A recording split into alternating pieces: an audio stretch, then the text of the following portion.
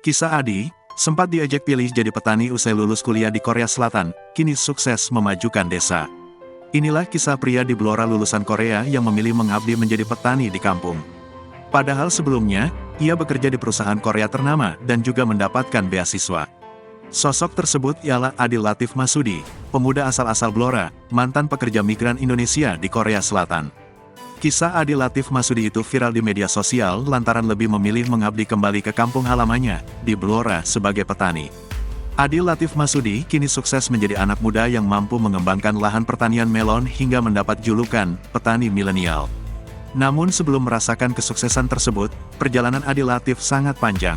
Adapun kisah tersebut diunggah dalam akun Instagram @undercover.it, Rabu, tanggal 24 April tahun 2024.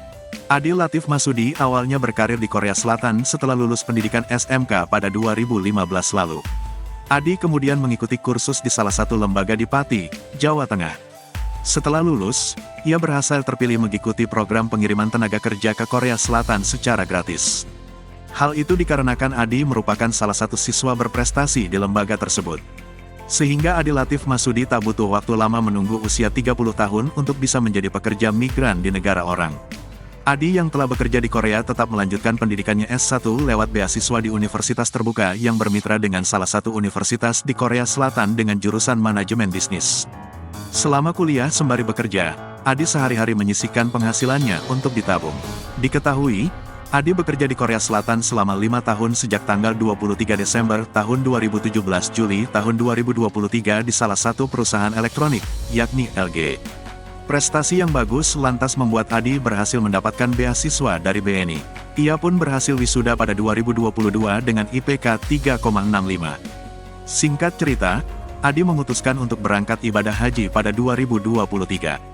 Ketika menunaikan ibadah haji, Adi justru mempertimbangkan pilihan karirnya kembali ke kampung halamannya di Blora dan memilih untuk menjadi petani. Padahal, Adi sempat menerima tawaran untuk bekerja di perusahaan Korea lainnya dengan gaji yang lebih besar.